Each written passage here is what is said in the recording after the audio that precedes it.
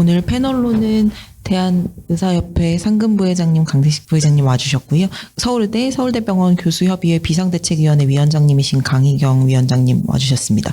그리고 서울대병원 전공의협의회 박재일 대표도 곧 참석 예정입니다. 잠깐 올라오기 전에 사실 앞에 오주환 교수님 강의를 들으면서 제가 조금 궁금했던 것이 있었는데요. 그거 질문 먼저 잠깐 드려도 될까요? 일단은 저는 사실 중환자실을 보는 입장에서 행위별 수가제가 가지는 한계에 대해서 되게 많이 생각을 하게 되었는데요. 사실 중증 질환자의 숫자도 많지 않고 저희가 실제로 중환자 진료를 하는 과정에 굉장히 많은 인력과 이런 것들이 들어가는데 그런 것에 대한 원가 보전은 어려우면서 그 숫자를 늘릴 수 없기 때문에 계속해서 이제 적자가 나는 구조든 아마도 행위별 수가 내에서 좀 개선이 어렵다고 생각을 해서 이제 이런 다른 형태의 지불 보상 방식이 도입이 되면 좋겠다는 생각은 하였는데 제안해 주신 방식을 바로 서울대병원에 적용하기에는 사실 지금 여러 가지 허들이 있을 거라고 생각이 들기는 합니다. 세 가지 정도를 생각을 했었는데 일단은 그런 ACO 그룹을 형성하는 데 있어서는 사실 1, 2차 의료기관의 질에 대한 담보 그리고 저희와 동일한 형태의 어떤 표준적 치료 진료 체계를 이제 유지할 수 있는 그런 지침 같은 것들의 마련이 부재하다는 그런 부분들이 있을 것 같고, 두 번째는 이제 예를 들어 가치 기반으로 해가지고 어떤 보상이 기관별로 주어지게 된다고 했을 때 저희가 이제 내부의 각 진료과별로 그거를 어떻게 분배를 하게 될 것인가. 사실은 지금은 이제 의사들 같은 경우에는 뭔가 기본급이 있고 거기에 대한 이제 그 행위를 얼마나 했느냐에 따라서 병원의 수익을 얼마나 줬느냐에 따라서 이제 그걸 가지고 이제 인센티브를 붙여서 이제 월급을 이제 지불하는 형태 이런 식으로 되어 있는데 이제 그런 것들이 또 어떻게 돼야 될 것인가. 그리고 사실은 소비자들에게 선택을 하게 하겠다고 하시기는 하였지만 기본적으로 이제 특히나 우리나라에서는 그 정보 비대칭성이 굉장히 크다고 생각이 드는데 이제 그런 상황에서 소비자들이 잘 선택을 할 수 있게끔 하는 그런 보조적인 장치 이런 게 없이 과연 이런 게 가능할 것인가 이런 것들이 좀 생각이 들었거든요. 그래서 먼저 그 부분 좀 답변해 주시고 그 다음에는 각 패널 분들 의견 들어보도록 하겠습니다. 답변은 이제 짧은 버전, 긴 버전이 있을 것 같은데 지금 토론이 더 중요하니까 약간 짧은 버전으로 말씀드리겠습니다. 그리고 실질적으로 짧은 버전이 가치가 있는 것은 각 네트워크 내에서 결정할 사안이기 때문입니다. 그러니까 권고안으로 만약에 그 네트워크마다 저한테 어드바이스를 구한다면 더 구체적인 안을 드릴 수는 있겠지만 기본적으로 창의적으로 하시면 되는데 예컨대 소비자 같은 경우엔 등록을 할 때는 지금의 이제 구독한다 이런 개념이 이제 아주 많이 되어 있거든요. 그래서 월회비, 연회비를 내고 내가 어떤 걸 받는다. 그래서 이제 내가 언제든지 연회비, 월회비를 내고 내지는 회비를 실제로 내지는 않을 수도 있는데 이렇게 내고 내가 언제든지 내 건강에 대해서 물어볼 의료기관, 의사 선생님 혹은 팀이 있다.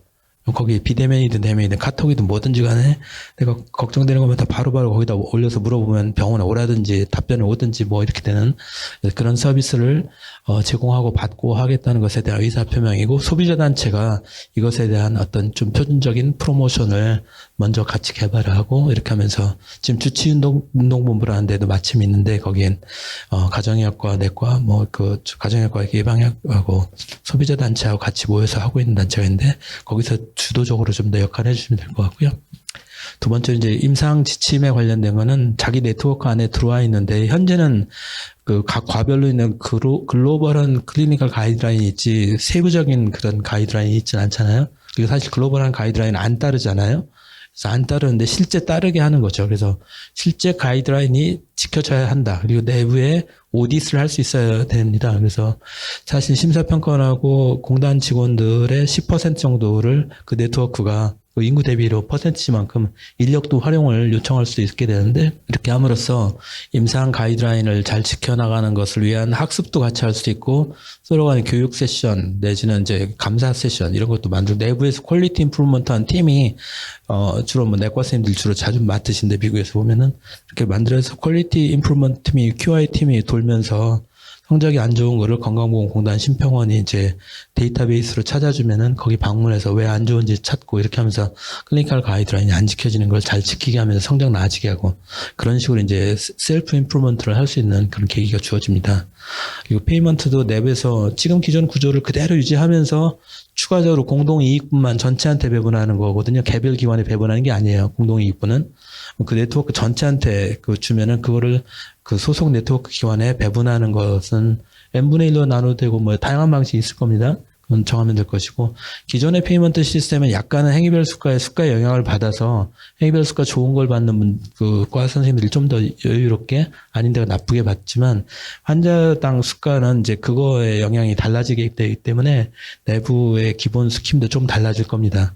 그러나 그 새로운 또 합의에 따라서 하면 좋을 거고, 새로운 합의를 하지 않고도 전체가 나아질 걸 기대하면 예전 시스템에다 추가 인센티브만 해도 될 건데, 이제 새로운 시스템을 좀 더 어저스트 하고 난 다음에 하시면은 좀 더 신나는 기분으로 하실 수 있을 겁니다. 그 밖에 많은 것들이 있지만 전부 다 스티어링 커미티에서 정해야 될 문제고, 그게 바로 오토노미고 그게 민주주의고 그런 거라고 생각하는데, 같이 가는 경우는 시장 경쟁과 전문가의 자율성을 극대화하는 것이 그 큰 틀입니다. 저 순서대로 그러면은 대한의사협회 강대식 상근부회장님, 오늘 아까 그 강의 중에 오정환 교수님 질문해 주셨던 내용 포함해서 제안 등에 대해서 이제 전반적으로 어떻게 생각하시는지 조금 의견 주시면 감사하겠습니다. 네, 반갑습니다. 지난번 그 패널에 참석했을 때 그냥 저는 서울대 비대위에서 이런 정책 모임을 마련했다는 부분에 대해서 굉장히 높이 평가하면서 별 고민 없이 참석을 했었는데, 뭐 기사도 나고 그래서 뭐 제가 마치 대한의사협회의 어떤 정론을 가지고 나와서 얘기하는 것처럼 비춰질까 상당히 좀 우려스러운 측면이 있습니다.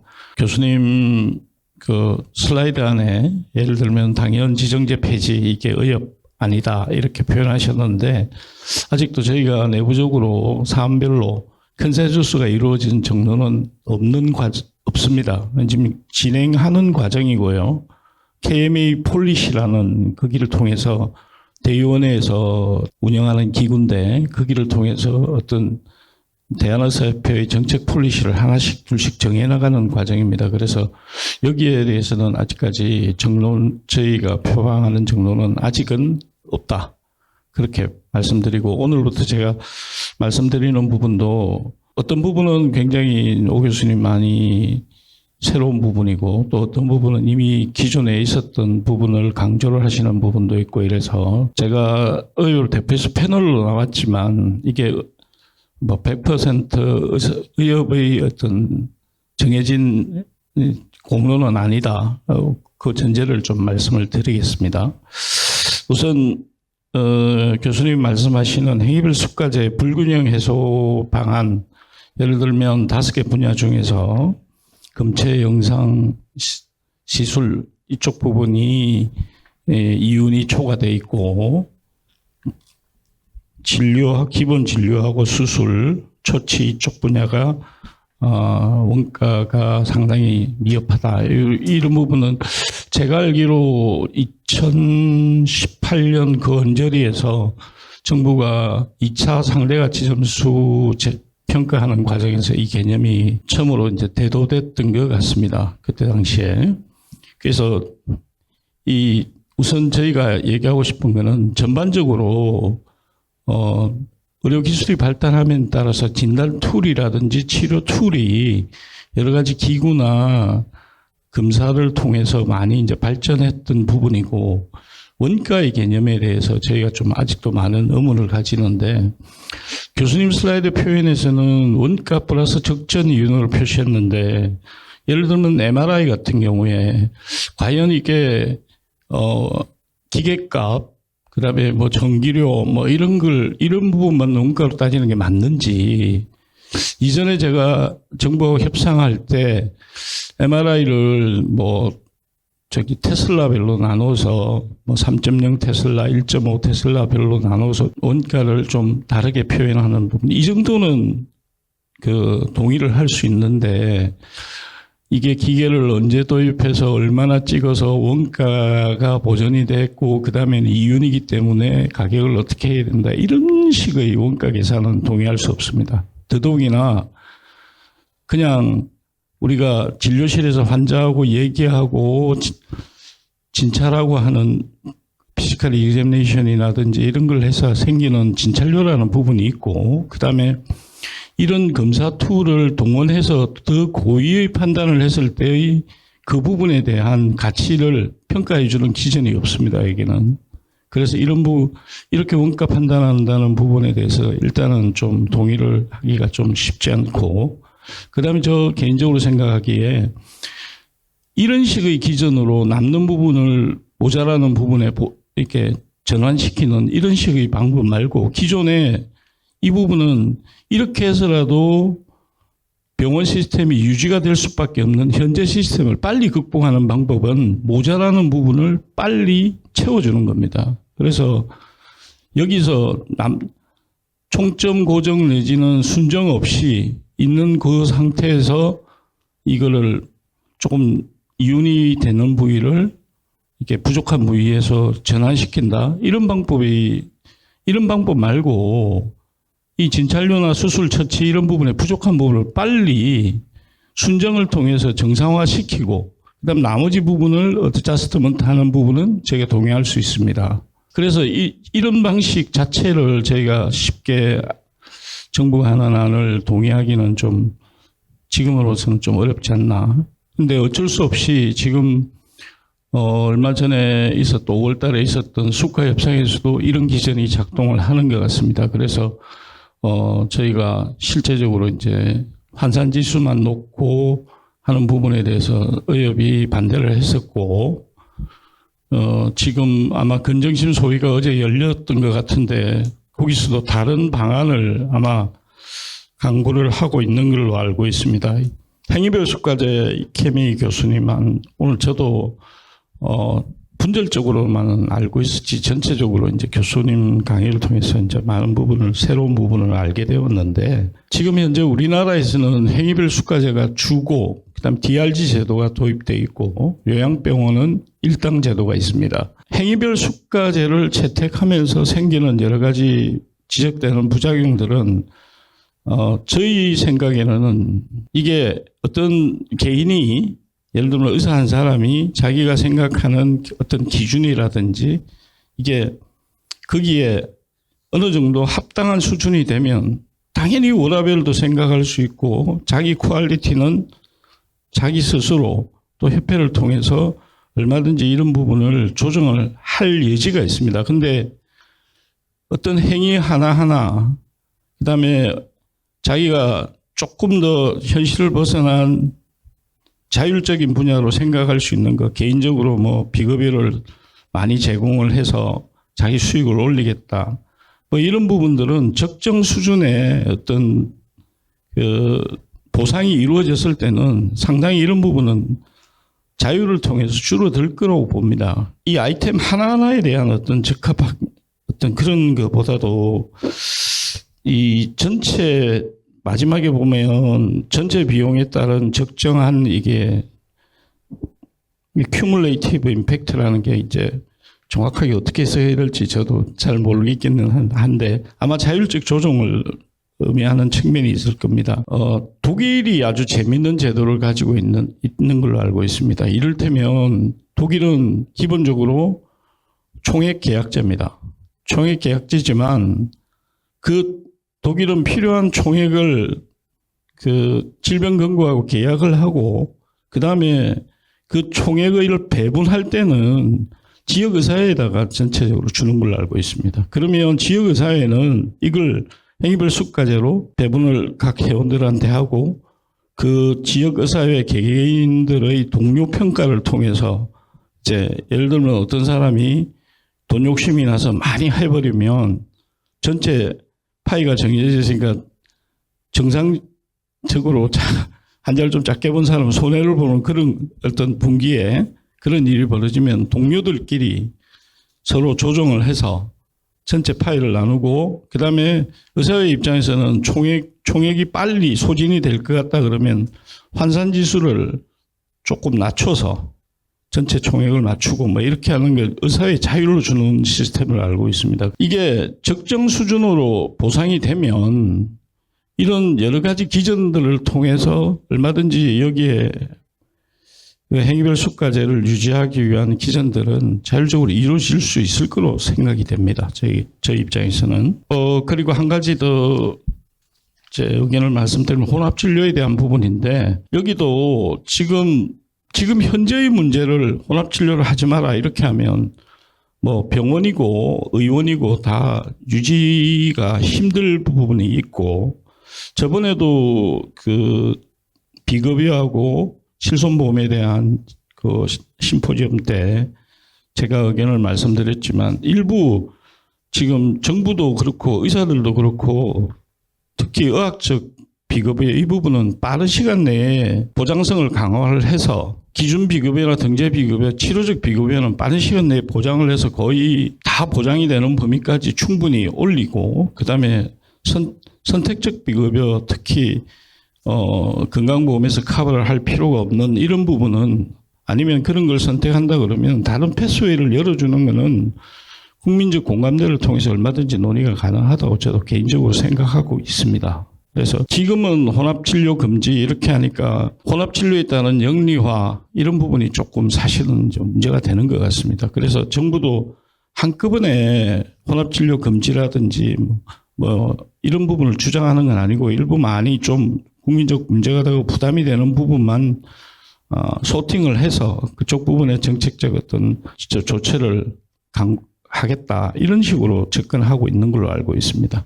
네, 간략하나마 저희 개인 의견을 말씀드렸습니다. 지금 필수로 정책 패키지 안에 들어있는 여러 가지 내용 중에서 소송 환경 개선, 이거는 일부는 동의를 하고 일부는 저희가 사실 이 부분도 면허자율기구 설립 운영, 이거는 저희 대한의사협회의 어떤 수건사업 중에 하나입니다. 정부가 이런 부분에 대해서 조금만큼의 권리도 자율로 맡겨라고 생각지 않기 때문에 진행이 안 되는 부분이지, 저희가 면허자율기구 설립 운영이라든지 이런 부분은 방법론에서는 조금 여러 가지 차이가 있겠지만 원칙적으로는 선진 외국이 이렇게 가고 그렇게 해야지 이렇게 돌아갈 수 있는 시스템이기 때문에 이런 부분은 많은 부분 동의를 합니다. 가치 기반 의료 시범 사업 부분에 대해서는 많은 좀 지금 현재로서 교수님은 예를 들어서 10% 정도의 그 국민들한테 시범 사업을 통해서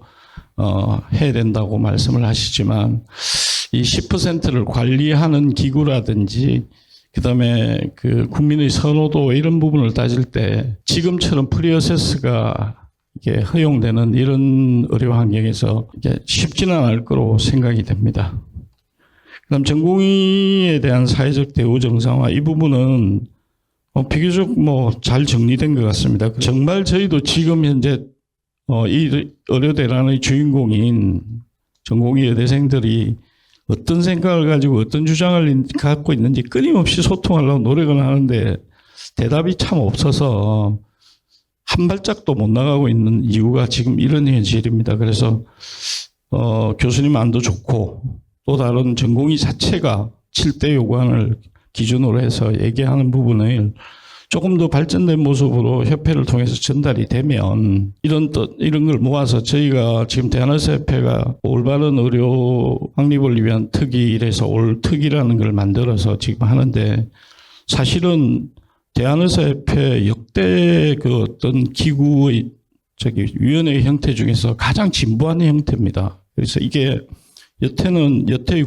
방법을 버리고 각 직역, 특히 이 대란 사태의 주역들인 전공의 교수를 위시해서, 그다음에 대한의사협회는 기존에 있었던 시도회장, 개원위를 대표하는 시도회장 정도 그 포션도 상당히 많이 줄였습니다. 4대 3으로. 그렇게 해서 이게 만장일치로 해서 어떤 안을 내놓을 수 있도록 이렇게 거버넌스 구조를 바꾸어서 제시를 하고 의협은 전면에서 서포트만 하는 조직으로 특별위원회를 운영하는 것은 대한의사협회상 처음 있는 일입니다. 어떤 결정을 내리기에는 아직 전공의들이 참여를 안 했기 때문에 제대로 갖춰졌다 이렇게 표현할 수는 없지만 이 이상의 구도는 없을 걸로 생각이 됩니다. 그래서 이 구도가 제대로 돼서 제대로 컨센서스가 이루어져서 사태 해결에 전공의들이 원하는 의대생도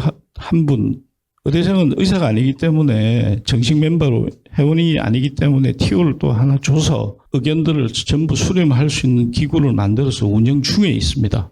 굉장히 획기적인 어떤 거버넌스 구조인데 이걸 통해서라도 정부에 요구하는 우리 스스로의 어떤 단일안이 좀 만들어져서 빠른 시간 안에 이게 의료 대란이 좀 종식돼서 정상화되었으면 하는 게 저희의 바람입니다. 이상입니다. 감사합니다. 다음은 박재일 전공의 말씀해 주십시오. 예, 안녕하십니까. 서울대학교 병원 전공의 대표 박재일입니다. 이제 저도 대표직을 맡고 있긴 하지만 오늘 뭐 전공의 선임들의 의견을 수렴해서 오는 자리는 아니었고, 저 또한 좀 개인의 의견, 그리고 대전협에도 속해 있지만 일단 개인의 한 전공의로서 요주환 교수님 강의 듣고 느꼈던 점을 좀 말씀드리고자 하고, 발언들이 어쨌든 전공의 좀 단체들의 이제 대표적인 목소리로 언론이나 이제 외부에서 해석되지는 않았으면 하는 마음 먼저 말씀드립니다. 사실 오늘 강의 대단히 잘 들었습니다. 생각보다 더 앞에 내용들에 대해서는 이제 이전에 어렴풋하게 알고 있었던 내용들에 대해서 조금 더 많은 내용들을 더 알게 되어서 더 의미가 있었다고 생각을 하고, 사실 뒤에 개혁 방안에 대해서도 사실 저는 개인적으로는 공감하는 바가 그래도 꽤 있었어가지고 오주환 교수님께서도 그 사태에 대해서 좀 해안이 깊으시다는 이 생각을 사실 되게 많이 느꼈습니다. 뭐 첫 번째 이제 주제에서 이제 행위별 수가제에서의 이 상대적인 불균형 이런 것들로부터 시작되고, 이제 의사들은 자기의 직업 전문성을 가지고 일을 하지만 어쨌든 현재 행위별 수가제 차원에서는 많은 행위를 할수록 많은 돈을 얻고, 그리고 정보 비대칭성이라는 의료계의 전문직의 특수한 상황 속에서 나쁜 마음을 먹으면, 쉽게 말하면 경제적인 유인에 좀 많이 종속이 되게 된다면 충분하지 않은 설명을 통해서 쉽게 의료 행위를 증가시킬 수 있는 상황이라고 생각을 합니다. 이런 건 사실 이 근본적인 그럴 수 있는 정보 비대칭성 이런 부분에 대해서는 본질적인 것이라고 봐야 될 것 같고요.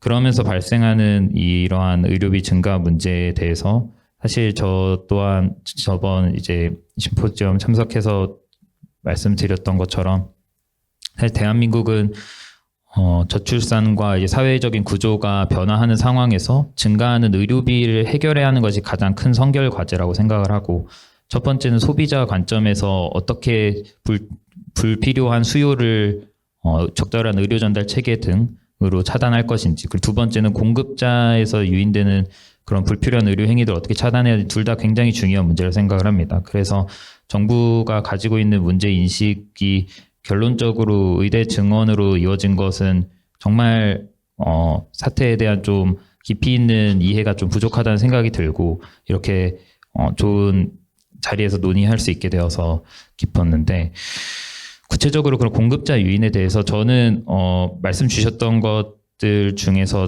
제가 들으면서 가장 느낀 점은, 어찌됐든 이런 가치 기반 제도와 이런 것도 저는 시범 사업이나 이런 거는 해볼 만한 여지가 충분히 있다고 느꼈는데, 더 중요한 것은 저는 바라는 것은 젊은 의사로서는 의사 내부로서의 좀 셀프 레귤레이션이 좀 더 활발할 수 있지 않을까라는 생각을 했습니다. 그 뜻은 사실 결국에 저는 행위별 수가제를 완전 포기하고 넘어가는 방향은 사실 언젠가는 가능할지는 몰라도 꽤 장기간 동안은 불가능하다고 생각은 하는데, 그것은 사회 구조가 바뀌는 데 드는 버든 때문이라고 개인적으로 생각을 하고요. 현 행위별 수가제에서는 불필요한 행위를 하는 공급자도 어느 정도 제한을 해야 된다는 점에 저는 많이 공감을 하는데, 불필요한 의료 행위라는 것을 결국에 설명할 수 있는 것은 의료인밖에 없다고 생각을 하고, 저는 의료인들만이 그런 일을 할 수 있다고 생각하기 때문에, 사실 그러한 부분에 있어서 의료인들에게 처음에는 이제 좀 반감이 있을 수는 있겠으나, 사실 결국에는 모두 다 똑같은 환자와 공공의 복리 차원에서 일을 하고 있는 전문직으로서 처음에는 어색하더라도 그러한 시초를 좀 떼보았으면 어떨까 하는 바람이 있고, 예를 들어서 백내장 수술 같은 것도 이제 말씀을 주셨는데, 정말 뭐 안과 학회라든지 혹은 뭐 의사협회 산하 조직이라든지 해서 개별 안과들의 이제 협조를 구해서 정말 백내장의 인디케이션이 어떤 분들이 실제로 수술을 받았고 이런 거에 대해서 저희 내부적으로 확인해 볼 필요가 있다고 봅니다. 그러한 것이 결국에 의사의 이익을 위한 그런 추가적인 수술을 많이 하는 것이 의사의 이익을 위한 것이 아니라 결국에 모두가 공유하는 공유 자원을 누가 더 낭비하고 있어서 필요한 분에게 전달이 안 되고 있는가 차원의 굉장히 중요한 문제가 될 것이기 때문에 이러한 수가 조정 이런 부분 행위별 수가제를 유지하기 위한 여러 부분 중에서 저는 그 behavior correction 부분이 조금 우선적으로 의사들도 해볼 수 있는 부분이 아닐까라고 생각을 해봤습니다. 물론 현실적으로는 굉장히 힘들겠지만 이러한 부분으로서 정말 의사와 국민과 정부가 모두 날 갈수록 늘어나는 의료비를 감당하지 못해서 붕괴될 의료 시스템이 예상이 된다면 의사들은 이러한 부분에서 가장 예전에 캐나다의 예시도 많이 들었었는데 실제로 해볼 수 있겠다라는 생각이 들었고 그런 게 보장되었을 때 더 정부는 다양한 정부 차원에서의 변화를 촉구할 수 있을 거라는 생각이 들었고요.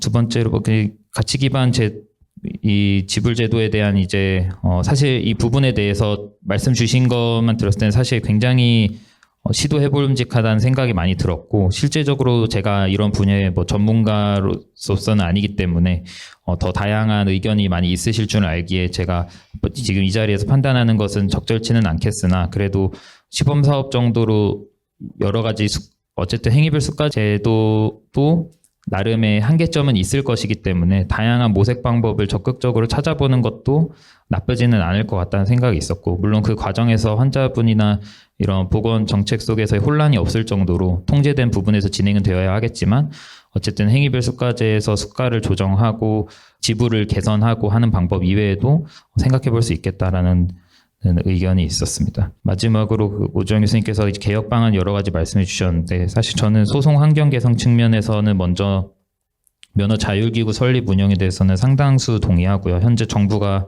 주장하고 있는 배상 보험 방식으로 사망 사건이니 필순이 비필순이 나눠서 해결하는 방식은 근본적으로 옳지 못하기 때문에 잠깐의 뭔가의 사회적 변화를 이끌 수 있어도 결국에는 이 골문 부분을 해결할 수 없겠다는 생각이 크고 이러한 부분에서는 큰 동의를 하고요.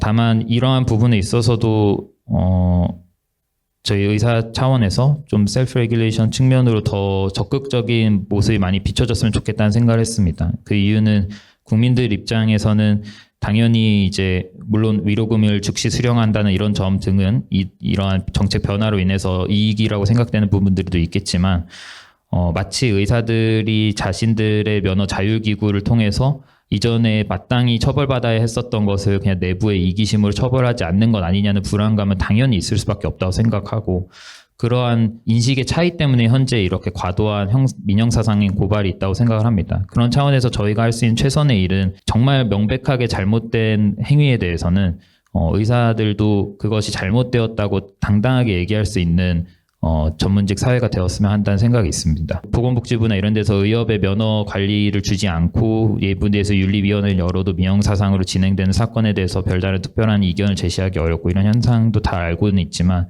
사실 할 수 있는 방법은 많다고 생각을 하고 예를 들어서 대리수술 같은 것을 규탄한다는 그냥 공식적인 성명서를 낼 수도 있을 것이고 혹은 정말 잘못되었다라고 목소리를 그냥 공식적으로 내는 것만으로도 저는 의미가 있다고 생각을 합니다.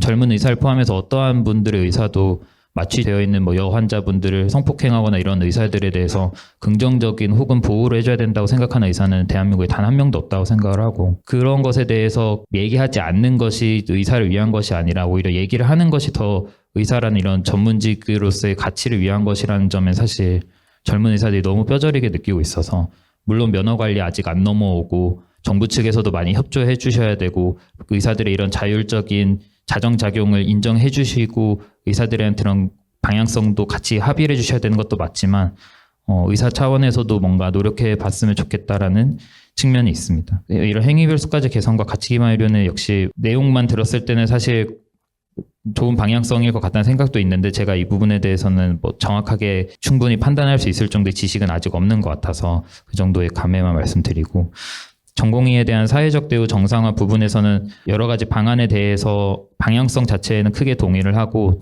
다만 이러한 부분이 단기간에 해결될 가능성은 좀 적어 보여서 이번 사태에서 해결될 수 있을지에 대해서는 저도 좀 의문이 있고 중요한 선결 과제들이 앞서 말씀드린 그런 법적, 사법적 리스크 이런 측면에 오히려 더 있다고 생각을 하는 바입니다.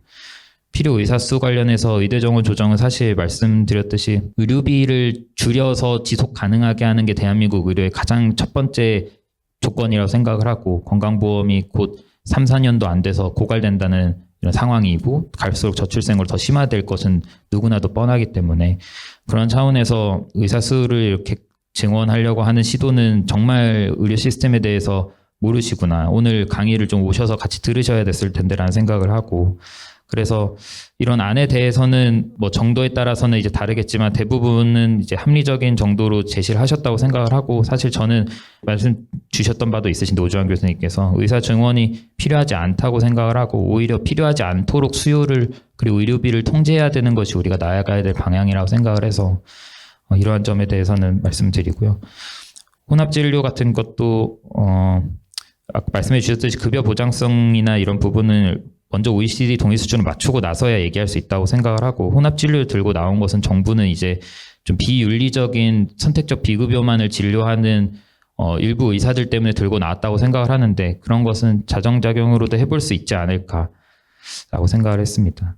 의료 수석 신설 같은 부분은 사실 저는 굉장히 공감을 많이 했고 이게 되게 전문적인 의료 체계의 이런 지식에 대해서 이제 수년마다 바뀌시는 대통령께서는 잘 아실 수가 없기 때문에 그리고 보건복지부가 만약 그 역할을 제대로 하고 있지 못하면 정말 대통령 수석 보좌관으로서도 있는 것이 사회적으로도 도움이 될 수 있겠다고 생각을 했습니다. 어제 대체적으로 말씀 잘 들었고 이러한 부분들도 다 같이 논의를 하는 과정이 저는 굉장히 의사 사회에서 이렇게 이루어지고 있다는 것이 굉장히 좋다고 생각을 하고 끝으로 말하고 싶었던 것은 제 주장에서는 의사들 자정작용이나 이런 자아 규제를 해야 된다는 측면에 말씀드렸는데 사실 이 사태가 그러면 의사들의 규제가 부족해서 일어난 것이냐라고 하면 전 그렇게 생각하지 않고 이 사태는 정부에서 의료 체계를 잘못 해석한 것이 맞는데도 결국 이 상황에서 의사들도 이렇게 모여서 그래도 의사들이 더 잘해볼 수 있는 부분이 어떤 게 있을까라는 측면에서 굉장히 가치가 있다고 생각을 하고 정부가 정책을 추진하는 데에서 잘못한 게 무엇이 있을까 스스로를 좀 되돌아보고 반성하면서 사회에 대한 올바른 개선점에 대해서 바른 목소리를 낼 수 있는 그런 정부가 되었으면 하는 바람이 있습니다. 네, 이상입니다. 마지막으로 강희경 위원장님 말씀해 주십시오. 네, 사실은 박재일 선생님께서 너무 말씀을 잘해 주셔가지고 제가 할 말이 없어졌습니다. 네, 제가 사실은 오주환 선생님 강의를 들으면서 몇 가지 좀 여쭤보고 싶었던 게 있었는데요. 그 의사들이 가치 기반 수가 체계를 처음 접했을 때 제일 첫 번째 했던 걱정은 중증 환자는 다들 기피하게 되지 않을 것인가 하는 것이 있었는데 그것이 아니라는 것을 이제 보여주셨습니다. 그래서 제가 이 사태를 겪으면서 느꼈던 것 중에 하나는 용어에 대한 이해가 사람들마다 참 많이 다르고, 그래서 뭔가 이런 갈등이 서로 다르게 이해하고 있는 것 때문에 많이 또 촉발된 것도 있지 않나 하는 것이었습니다. 그래서 가치 기반 보상 체계가 우리가 걱정했던 아픈 환자는 받으면 안 되겠구나 하는 거는 아니라는 것을 알려주셔서 감사합니다. 마지막 부분에서 말씀해 주신 이런 액션 플랜이 저희가 그 오주환 교수님을 저희 비대위의 정책과 관련한 컨설턴트로 모시고 있는데 저희가 제대로 제시하지 못했던 이런 타임라인을 비롯한 액션 플랜을 잘 제안해 주셔서 감사합니다. 근데 이 재헌절까지 이런 것이 만약 가시화될 것인가? 그러면 정말 이렇게 기쁘게 여름과 가을을 맞이할 수 있겠지만 또 저희도 사실은 이제 며칠 전에 제안해 주신 것을 저희 내부에서 또 아직 논의하지 못했기 때문에 논의해보고 가능하면 정부에서 미리 저희의 제안을 이것이 이런 타임라인이구나를 알고 해결을 해주시면 좋긴 하겠습니다. 그러나 이제 7월이 되면 또 뭔가 많이 바뀔 것으로 엊그제 청문회도 말씀해 주시고 하셔서요. 저희는 조금 일단 기다려봐야 되지 않는가 하고 있는데 이제 상황이 굉장히 많이 바뀌고 있으니까 저도 또 최대한 연락을 해보고 하겠습니다. 한 가지 또 궁금한 것은 전공의들 또는 의사들을 다 포함해서 노동법의 이제 적용을 받을 수 있는 노동법의 적용은 저희 단순한 생각으로는 노동시간, 주당 40시간에 해당하는 노동시간을 보장받는다. 또 하나는 이제 쟁의권을 보장받는다. 이 두 가지가 일단 유리한 것으로는 생각이 되는데 이것을 들으시고 또 잘 아시는 분들께서는 섣불리 달라고 하지 말아라. 여기에 대해서 너희가 책임져야 되는 것도 많을 거다라고 하시는데 이건 제가 전혀 잘 모르는 분야라서 좀 더 잘 아시는 선생님들께도 여쭤봐야 될 것 같습니다. 만약 이제 가치 기반 보상 체계로 전환이 되게 된다면 심평원에서는 할 일이 많이 없어질 것 같은데 그게 맞을까요? 아닌가요? 그것도 여전히 있는 건가요? 평가를 도와주시는데 후반에 말씀해 주신 당연지정제를 행하지 않는 기관도 두는 것도 생각해 볼 수 있다 말씀하셨는데 이것이랑 의료기관 영리화랑 뭐가 다른지 제가 잘 모르겠어서 이건 한번 여쭤보고 싶습니다. 당연지정제 폐지하고 영리화는 연결성이 꽤 있습니다. 그 당연지정제는 뭐를 당연하게 지정하는 거냐면 건강보험공단에서 보험료를 통해서 급여 지급을 하는 거를 통해서 서비스가 비용을 받고 환자들은 그 건강보험에 가입한 사람들이 어느 의료기관을 가도 그 서비스를 받을 수 있게 하는 게 당연지정제거든요. 그래서 의료기관이 선택할 수 없게 하는 건데요. 나갈 수 없게 만든 건데 이제 당연지정제를 폐지한다는 건 나갈 수 있게 허용한다는 뜻이 됩니다. 그러면 전국에 있는 약 한 4, 5만 개의 의료기관 중에 한 10개 정도가 나는 건강보험 환자는 보지 않겠습니다라고 정식 절차를 거치면 이제 안 볼 수 있게 되는 거죠. 문 앞에 고지가 되어 있어서 건강보험 적용을 받아서 진료를 받고 싶은 분은 거기 들어가면 다 개인 비용을 내야 되니까 안 들어가겠죠. 그래서 이게 만약에 이 허용 범위가 너무 커지고 대부분의 의료기관들이 안 이용한다고 하면 혹시라도 문제가 생길까 봐 예전에는 당연지정제를 이제 했었다면 지금은 이제 상황도 많이 무르익고 그리고 실제로 이거를 옵트아웃을 허용했을 때 과연 나가서 건강보험 재원 없이 환자분들의 주머니 돈만 갖고 실손보험만 갖고 의료기관의 재원을 유지하고 살아갈 수 있는 기관이 얼마나 될까 저는 매우 회의적으로 생각하거든요. 실제로 당연지정제가 폐지돼봤자 잘못하면 의료기관들이 의료건강보험공단한테 계약해달라고 무릎 꿇고 빌어야 되는 사태가 올 수 있을 겁니다. 그래서 함부로 옵트아웃 하는 거 쉽지 않을 텐데, 그럼에도 불구하고 약간의 기관들은 옵트아웃 해서 건강보험 아니고 부유층을 상대로 해서 굉장히 럭셔리한 그런 어메니티 서비스를 제공하는 지금 아주 극소수의 이제 초부유층들이 누리고 있는 이런 것들을 조금 더 확산하는 이런 정도의 영리화 과정, 영리방원에 허용이 되는 건데 이제 그런 게 의학적인 부분에서도 비급여랑 연결해서 사용하지 못하도록 전부 그건 총액 다 영리병원에서는 당연지정제가 아닌 병원에서 비급여로만 전액을 다 커버하는 그래서 민간 실손보험에서 커버를 하든지 이렇게만 하고 자기 개인 돈으로 하든지 하는 그런 소비자나 그다음에 공급자들의 일정 부분이 있을 수 있을 것 같고 그걸 허용해 줌으로써 오히려 비보험과 보험이 연결되는 그런 보험의 손실 비보험으로 인해서 보험 쪽이 오히려 역손실되는 걸 막을 수 있는 기전이 될 수도 있겠다 이런 생각이 들어서 시범사업으로라도 적어도 몇 개 기관 정도 허용해봐서 어떻게 비헤이비어가 일어나는지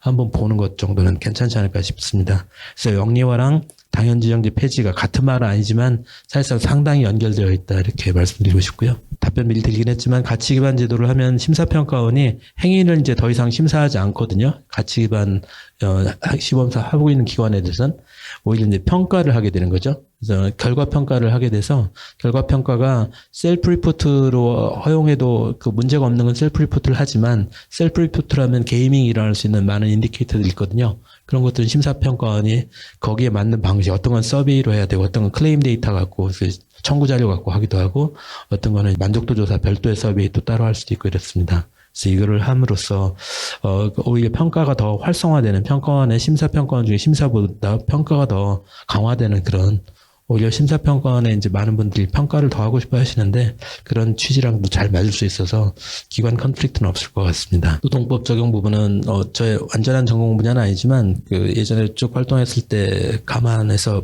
말씀드리자면 의협이 제 역할을 다 충분히 하지 못한다고 생각하면 복수의협 그래서 어떤 노동조합은 안덕선 교수님이 지난번 강의 때 말씀하신 것처럼 브리티시 메디컬 어소시에이션처럼 의사협회이면서 노동조합인 그래서 대학병원 교수들은 이제 대부분 노동자적 성격을 가지니까 노동자적 성격을 갖는 사람들이 더 많이 모이는 의협 제2의협이든 제3의협이든 만들 수도 있을 거고 별도로 활동할 수도 있고 그다음에 전공의들은 독자적인 노동조합을 만들거나 별도의 의협을 만들 수도 있고 심지어는 학생들도 만들 수 있고 이런 식의 복수노동조합이 지금 현재 있잖아요. 보건노동자들도 지금 공공운수노조, 서울대병원 공공운수노조 산하의 의료연대에 속해 있고 연세대병원 한국노총 산하에 있는 그 노동조합이고 그다음에 또 다른 의료기관들은 또 보건의료노조 산업노동조합에 속해 있는 둘 다 민주노총의 첫 번째랑 세 번째 민주노총 산하에 있으면서도 중간에 있는 소산별 노조가 다른데 마찬가지로 상위 조직은 민주노총으로 하든 한국노총으로 하든 독립노조로 하든 상관없이 의사들이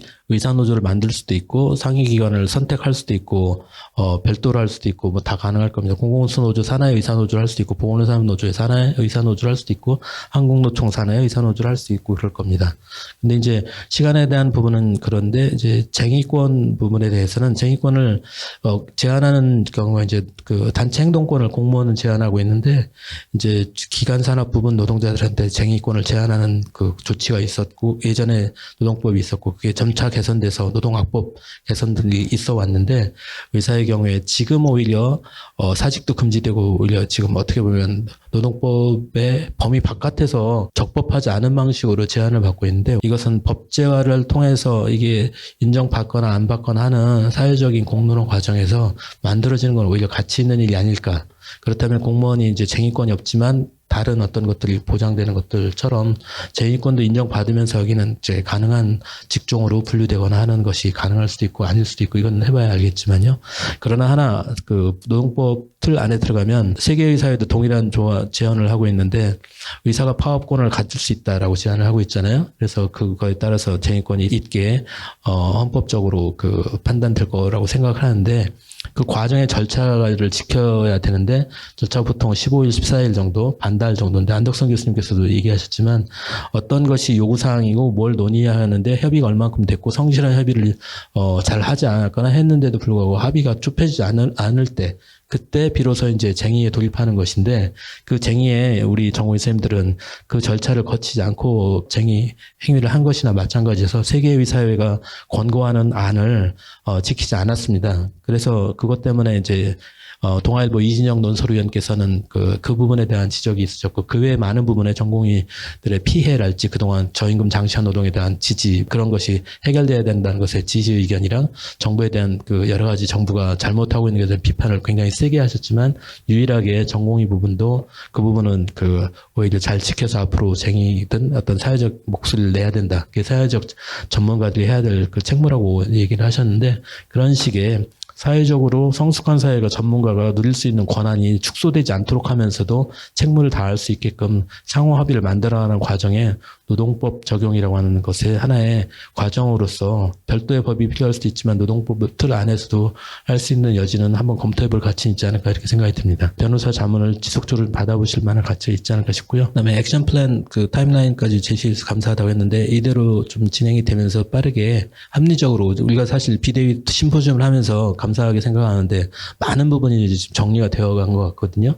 사회적 반응이 나타나기 때문에 지지 반응과 또 반론이 있는 경우에 이게 있기 때문에 이제 어느 게 동의되고 어느 게 동의가 아직 안 되는지 계속 시간이 지나면서 알 수 있었게 됐던 것 같습니다. 그러니까 다치기 받으려고가 중증 환자 기피해가 아니라는 거 아시게 돼서 고맙다 근데 맞습니다.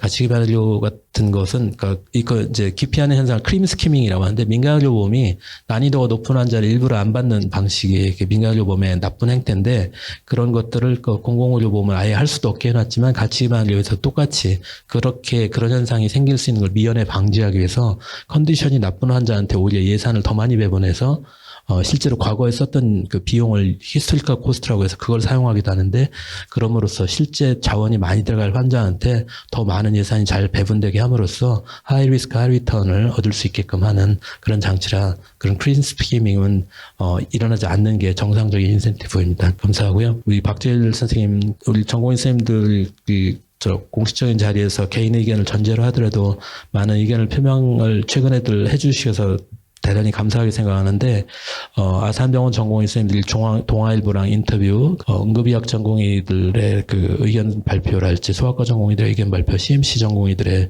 팜플렛 발표 이런 것들이 이제 공개적인 의견 발표들이어서 대단히 좀 바람직하다고 생각하고요. 초반에는 없었지만 중반부터 이런 의견을 적극적으로 내는 것들은 현재 많은 지식을 갖고 있지 않음에도 불구하고 미래의 주역으로서 자기의 책무를 다하려고 하는 태도를 실제로 보여주고 있는 모습이라고 생각해서 감사하게 생각합니다. 그리고 많은 사회적인 그런 비난을 받고 있어 어려우실 텐데도 용기를 내셔갖고 또 발언을 개인적인 자격으로 전제로 하셨지만 말씀해 주셔서 감사하고요. 특히나 제 강의에 대해서 긍정적으로 평가해 주셔서 고맙게 생각합니다. 그리고 개혁 방안에 대해서 개인적인 의견을 전제로 하셨지만 많은 부분에 대해서 공감한다고 말씀해 주셔서 저도 감사하게 생각하고 이 안이 좀 더 많은 전공의 선생님들도 비슷한 의견인 분들이 많으면 실질적으로 정부도 그 방향으로 해결해 나갈 수 있게 정책을 빠르게 선회하고 질 잡아서 이 혼란, 환자분들이 많이 느끼는 패닉이나 불안감을 좀 씻을 수 있으면 좋겠고요. 아까 말씀해 주신 생애별 수가제를 보완해서 하는 방향들의 보완 방식에 대한 동의 감사하고 그다음에 소비자나 공급자들이 모두 다 의료비 증가를 줄여나갈 수 있는 방향을 빠르게 잡고 노력을 해야 되겠다. 그래서 지속 가능한 의료비 공유자원이 고갈되지 않는 이미 GDP 대비 10% 돌파해서 더 이상 늘리기가 어려워져 있는데 여기서 늘어날 걸 전제로 그러니까 뭐 2035년 되면 19% 20% 된다는 걸 전제로 의사 수를 역계산해가지고 그 숫자를 또 만드는 의대를 늘려야 된다고 함으로써 이렇게 늘어날 수 있다고 가정한 것 같은 정책을 지금 실시하고 있는 것에 대한 명확한 반대 표명 저랑 동일한 의견이고 매우 좋습니다. 전에는 이런 의견이 잘 논리적으로 이해하고 설명하는 분들이 많지 않았는데 이번에는 청문회에서도 그렇고 조선일보의 의료계 중진들의 의견도 그렇고 여러모로 많은 분들이 그렇게 얘기를 하고 있는 것 같습니다. 방재승 교수께서 4월 23일 날 의사수 추계 2026년 이후에 합의에 대해서는 그 과학적 추계를 통해서 그 결과를 수용하자 모두가 이렇게 제안했는데 그 전제로서 국민들이 원하는 의료 시스템 대기한 다음에 그 시스템 하에서의 필요의사 수를 추계하는 게 마땅한 순서인데 반대로 했다. 숫자부터 얘기하고 그 부분에 대해서 이제는 사회적 공감이 거의 전면화된 것 같습니다. 그래서 그런 점에서 좀 매우 큰 변화가 있었다는 생각이 들고요. 그런 점에서 비대위하고 소비자단체와 공동으로 냈던 시민공모전을 통해서 시민들이 원하는 의료계획 방향이 공급자들이 우리 의사들도 원하는 방향이랑 일치한다는 걸 확인한 거는 대단히 큰 성과였고 큰 그 비대위의 용기였다고 생각합니다. 완전히 의사들이 참여할 수 없는 방식으로 공모 제한을 두면서까지 진행을 했는데 잘 그렇게 확인이 될 수 있어서 다행이고 오늘 다시 한번 박재일 전공의 선생님께서 그 부분에 대한 중요성 얘기를 해주셔서 강조해 주셔서 너무 감사하고 자신의 이해로 그걸 말씀해 주셔서 더욱더 감사하게 생각합니다. 그 밖에 셀프 레귤레이션, 오토노미, 프로페셔널리즘, 자정작용을 통해서 많은 부분을 해나갔으면 좋겠고 그게 일종의 자존심을 거시고 말씀하시고 있다고 생각이 드는데요. 저도 좀 비슷합니다.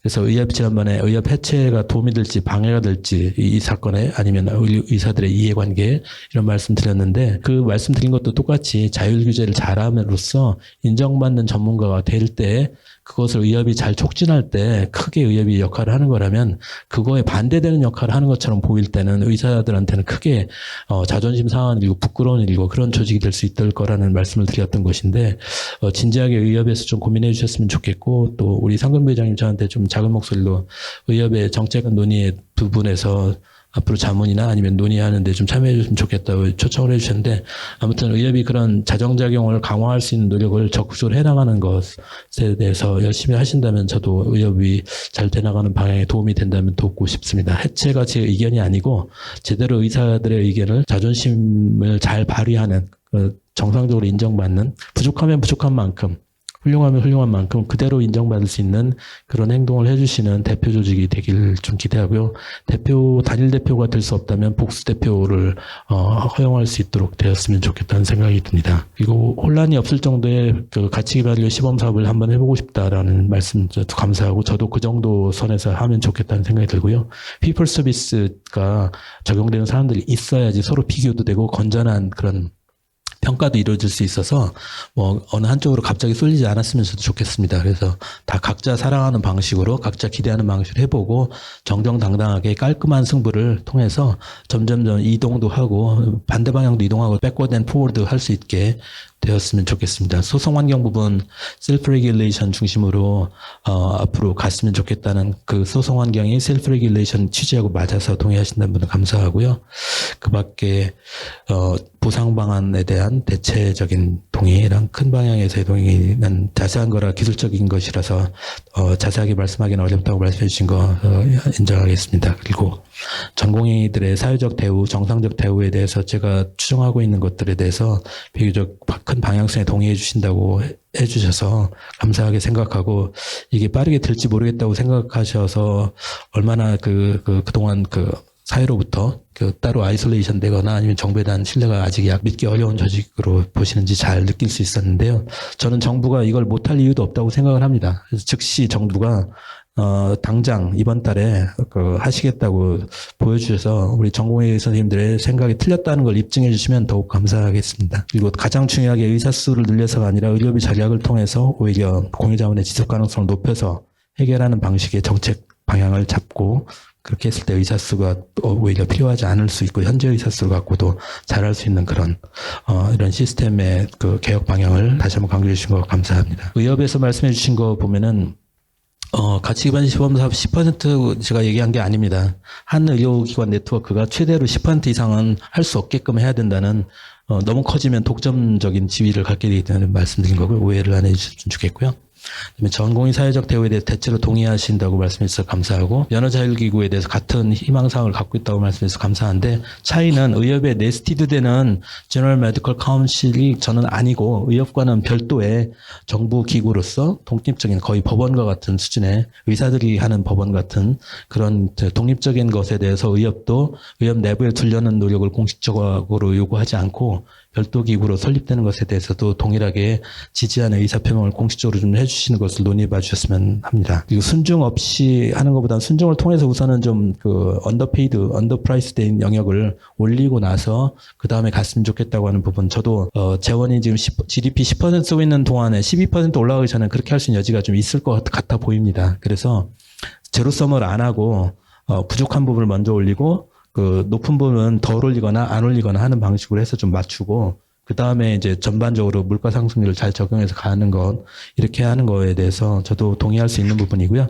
그렇게 하는 부분이 되려면 환산 지수를 두 개로 나눠서 하는 것에 대해서 동의해 주지 않으면 그게 그렇게 될 수 없거나, 아니면 환산 지수를 아예 안 사용하고 다 개별 아이템을 다 원가 계산을 정확히 해내는 것, 빨리 행정적으로 매우 어렵고 쉽지 않은 작업이지만 그걸 하는 것, 그거를 요구하시거나 아니면 환산지수를 2개 이상으로 쪼개갖고 하는 거를 수용해 주시거나 둘 중에 하나를 해야지, 하나는 요구 안 하시고 하나는 반대하시면 그게 잘 안 이루어진다는 점을 논리적으로 좀 이해해 주시고 인정해 주시고 진행해 주셨으면 좋겠고요. 마지막으로는 행위별수과제를 잘 유지하기 위한 여러 가지 보완적인 노력이 엄청 필요하다는 걸 나오키 이케가미 교수의 논문을 통해서 자세히 제가 오늘 강의해 드렸는데, 그 부분 자세히 알게 돼서 좋았다고 말씀해 주시면 감사하고요. 그 중에서도 특히나 총액 전체가 잘 관리될 수 있도록 하는 거에 대한 견해가 저는 매우 감사하게 생각하는데, 지역의사한테 총액을 또 잘라서 주고 그거를 독립평가를 통해서 관리하고, 또 비용이 너무 발생하면 환산지수를 줄여가지고 오히려 상대가치에서 환산지수를 줄여가지고 총액이 더 넘치지 않게 관리하는 그런 슬기를,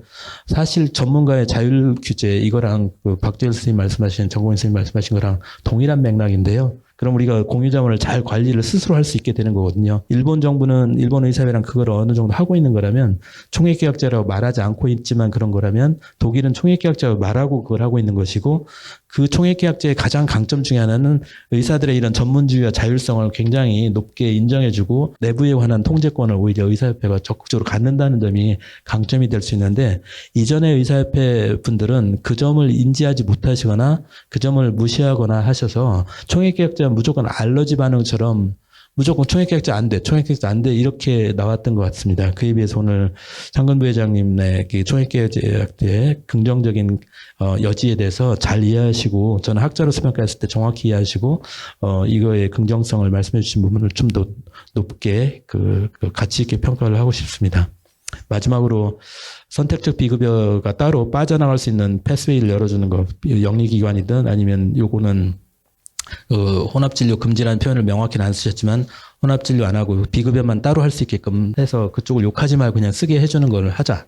대신 이제 의학적인 비급여 부분은 보장성 강화랑 연결지어서 더 그런 부분이 사라지게 하는 쪽으로 노력하자. 그 사이에는 혼합진료 금지라는 이거는 이 부분엔 적용하지 말자. 이런 부분에 대해서 전반적으로 제가 혼합진료 금지에 대한 제 의견과 크게 다르지 않은 것을 말씀해 주셨던 것 같고 감사하게 생각합니다. 고맙습니다. 또 혹시 또 기자분들 오해하셔가지고 대한의사협회가 뭐 또 총계약제와 연관돼서 어떤 뭐 그걸 했다 이렇게 기사는 써주지 말아 주십시오. 대한의사협회의 정론이나 컨센서스가 있는 안은 절대 아닙니다. 개인 의견이 없고 또 뭐 여러 가지 생각 중에 다른 나라는 그렇게 하고 있다는 예를 들어 드렸던 겁니다. 제가 잠시 건너뛰었는데 혹시 플로어에서 질문 있으실까요? 네, 안녕하세요. 머니투데이 고단비 기자입니다. 저 오늘 교수님이 말씀해 주신 거 굉장히 집중해서 들었는데요. 근데 사실 이런 의료계의 목소리가 정부에 반영되려면 좀 어려운 질문이겠지만 사실은 지금 가장 필요한 건 대화가 아니겠습니까? 그 부분에 대해서 좀 어떻게 생각하시는지 답변해 주시면 감사할 것 같습니다. 네, 고맙습니다. 저는 서울대 비대위를 자문하고 있지만 대표하고 있는 건 아니라서 제가 대표 의견을 말씀드릴 수는 없겠고 위원장님께서 말씀해 주시면 좋을 것 같은데요. 저는 대화가 없는 건 아닌 걸로 알고 있습니다. 그러나 대화가 좀 더 적극적이고 합의 가능한 부분부터 먼저 합의를 해내고 합의가 안 되는 부분은 쟁점이 뭔지 왜 합의가 안 되는지 좀 더 명확히 하면서 논쟁이 만날 때마다 진도가 나가는 방식으로 갔으면 좋겠습니다. 그중에 이제 많은 부분 좀 열려 있는 것 같은데 어떤 한 부분 숫자에는 굉장히 매몰이 되어 있어서 이번 청문회가 있기 직전까지만 해도 거의 답답한 수준이었는데 이번 청문회 때는 모든 그 여야 의원들이 모두 다 그 부분에 대해서 강력한 그 비판을 하셨기 때문에 상당한 어떤 지금 그 파열구가 생겼다고 생각을 합니다.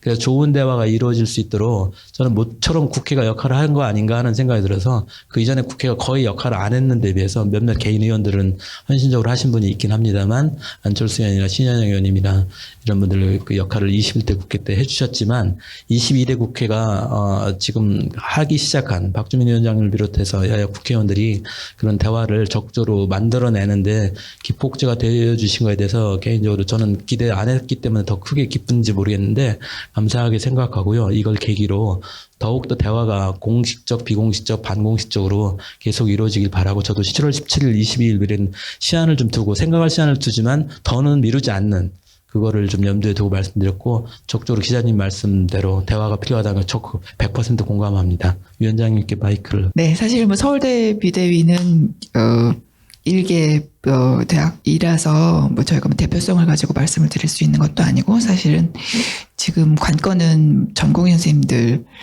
거치이기 때문에 저희가 뭐 이야기할 수 있는 것도 아니긴 한데요. 저희가 할 수 있는 대화는 사실 하고 있고 심지어 이제 SNS 그러니까 뭐 메시지도 보내는 분들도 계십니다. 하지만 이제 이게 돌아오는 게 없죠. 저는 열심히 보내는데 돌아오지 않기 때문에 안타까운 면이 있습니다. 사실 그게 잘 되려면 언론과 국민의 감시가 제일 중요하다고 생각하는데요. 그 역할을 조금 더 적극적으로 해주실 수 있으면 더 좋을 것 같습니다. 네, 그리고 방금 제가 돌아오지 않는다고 말씀드렸는데 저희 연구를 위해서 필요한 데이터를 적극적으로 주시겠다. 방금 답해 주신 게 있는데 이런 거짓말을 했기 때문에 정정하겠습니다. 데이터를 다 주시겠다고 하셔서 저희 연구 공모한 것이 아주 잘 될 것이라고 생각이 되고요. 비록 2026년 이후의 의사수 추계에 관한 것이지만 여러 연구자들께서 저희가 곧 오픈할 데이터를 가지고 하는 연구에 많이 참여해 주셨으면 좋겠습니다. 저도 짧게 한번. 네, 사실 역시 뭐 전공이 서울대학교 전공의 대표지만 전체 전공의 선생님들과 이게 다를 수 있어. 좀 순전히 좀 개인적인 의견이긴 합니다만 사실 의료계에서 이렇게 심포지엄을 하면서 저는 항상 느끼는 게 이제 의료계는 항상 저는 제가 생각했을 때는 현재까지 이런 의료 체계상에서 의료인으로서의 문제점도 무엇이고 이런 것들을 열심히 보려고 하는데 항상 느끼는 거는 정부 차원에서의 그런 문제 인식이 좀 적다는 생각을 많이 하고는 있습니다. 구체적으로 말하면 의료 체계라는 것은 정부의 것이 아니라 이제 미래 국민을 위한 것인데 잘못되었을 가능성이라든지 수정이 되어야 되는 가능성이라든지 더 개선을 해야 되는 가능성이라든지 전문직이 하는 말이 맞을 가능성이라든지 여러 가지에 대해서 좀 그것이 열린 마음이 전제되어야 저는 유의미한 대화가 가능하다고 생각을 하고, 이번에도 대화를 했고 정책을 냈다라고 하지만 아시겠지만 고등법원이나 이런 청문회 과정에서 밝혀진 것처럼 사실상 제대로 된 대안은 없이 나왔기 때문에 이 모양이 되었다고 생각을 하거든요.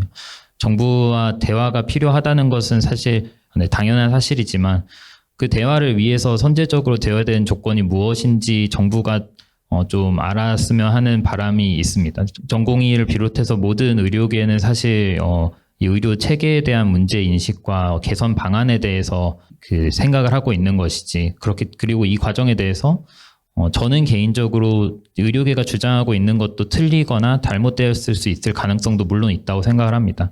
그것이 당연한 것이고, 하지만 정부는 지속해서 본인들 정책의 오류의 가능성이라든지 절차의 가능성, 결과의 가능성에 대해서 전혀 인정을 하지 않고 맞고 이거를 따르는 상황에서의 대화를 자꾸 강요하고 있는 것이 좀 안타깝고, 물론 이런 상황에서도 이 사태 개선을 위해서 해야 될 게 무엇일지는 의료계 전역이 고민하고 있다고 생각을 하지만, 그런 부분에서 국회 차원에서도 사실 이런 정도의 문제의식이 나왔는데 만약 정부의 입장 변화가 없다면 그건 실로 아쉽지 않을 수가 없고, 그런 부분에 대해서는 사실 말씀해 주셨듯이 언론이나 이런 부분에서도 많이 짚어주셨으면 하는 바람이 있습니다. 그런 것이 어쨌든 모두가 의료계가 더 바르게 나아갈 것만을 믿고 그런 걸 바라고 있다고 생각하기 때문에 전공의 포함해서 의료계가 현재 부적절한 부분도 있을 수 있겠지만 정부의 그런 태도는 확실하게 변화가 있어야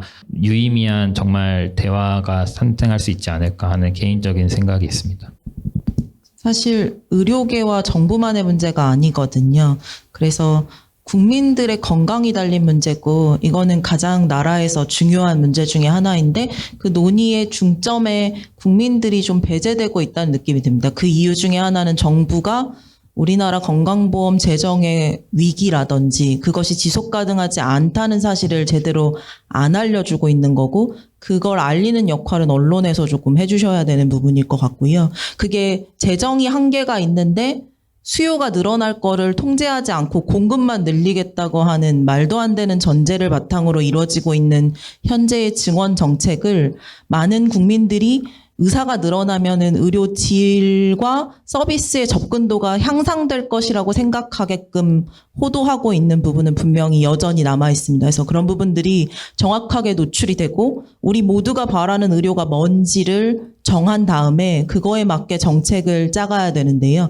그 정책에 있어서 정부와 의료계와 국민 모두가 동의하는 방식으로 진행될 수 있도록 다 같이 노력해야 될 것 같습니다. 그래서 의사들 혹은 의료계만이 대화에 소극적이다 이렇게 보지 말아주시고, 저희도 내부에서 어떻게 가야 되는지를 계속 이런 식으로 공부하고 있거든요. 그간에 저희 심포지움 보시면 아마 그런 부분들 충분히 아실 수 있을 거라고 생각하는데요.